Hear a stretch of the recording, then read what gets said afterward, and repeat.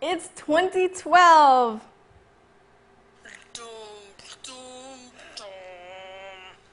Well, maybe not the world's gonna end.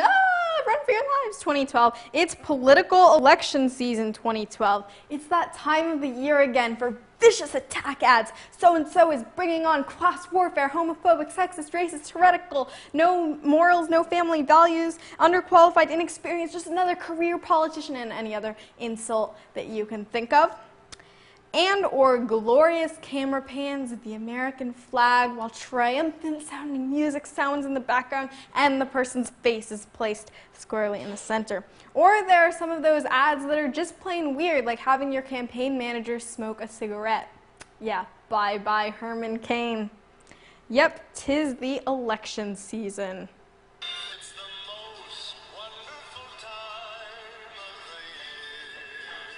That all sort of depends on your perspective. But one thing is for sure, this race is a very tight one. There's a lot of different clashing factors involved. The candidates' different ideas, varying levels of conservatism, and of course, money, money, money.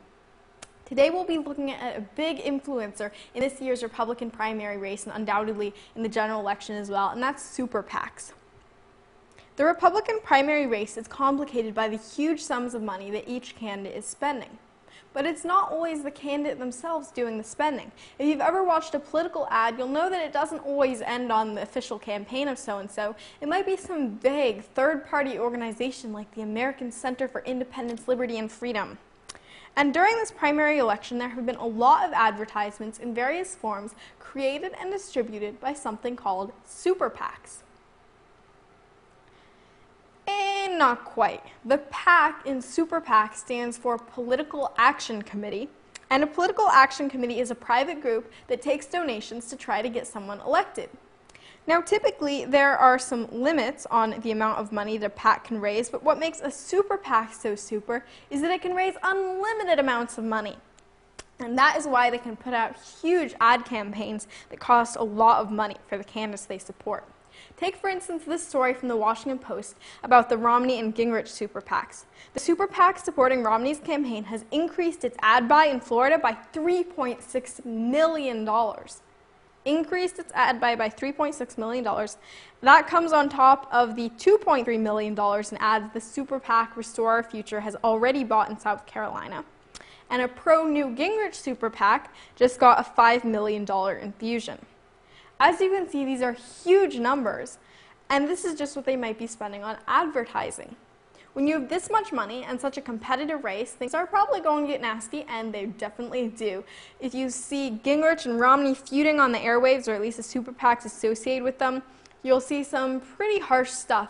For instance, the super PAC backing Romney, Restore Our Future, has paid for some anti-Gingrich ads on TV saying, like, Gingrich has a lot of baggage and basically saying, you know, every unsavory thing he's ever done.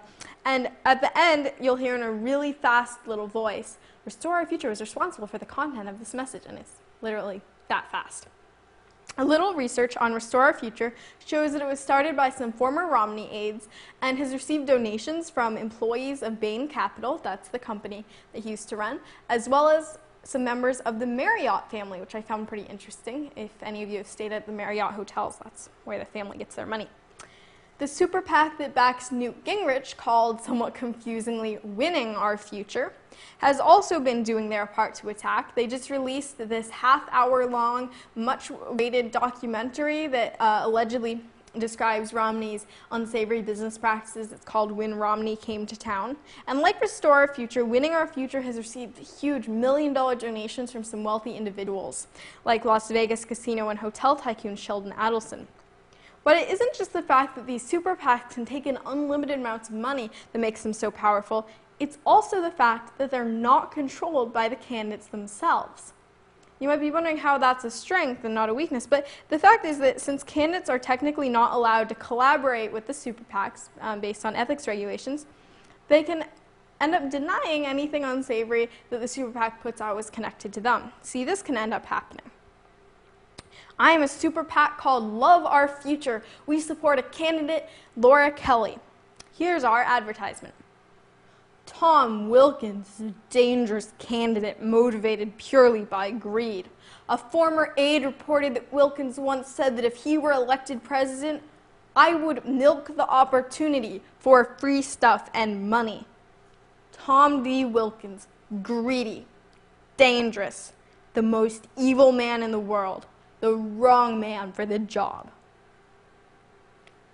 See how a super PAC can put out these fairly harsh attack ads, but the candidate remains clean because he or she had absolutely nothing to do with it. And while that scenario with the reporter and Laura Kelly and Tom Wilkins might be imagined, it isn't that far from the reality that we're seeing playing out right now. A pro-Gingrich super PAC, not a future one, thank goodness, but Strong America Now, sent out mailers calling Mitt Romney the second most dangerous man in America. You can probably imagine who the first one is based on their political leanings. Gingrich's defense was that he had nothing to do with the work of super PACs. And that can be the defense of pretty much every candidate who comes under fire for something a supportive super PAC of theirs puts out. In other words, super PACs are kind of like the hitmen of politics. They do the dirty work and then they slink back into the shadows in the form of a very quiet, very fast, so-and-so is responsible for the content of this message. So next time you hear a reporter talking about super PACs and whether the candidates had anything to do with them, you'll know it's a very different kind of situation. Thanks for watching. This is Adora Svitak helping you nail the news.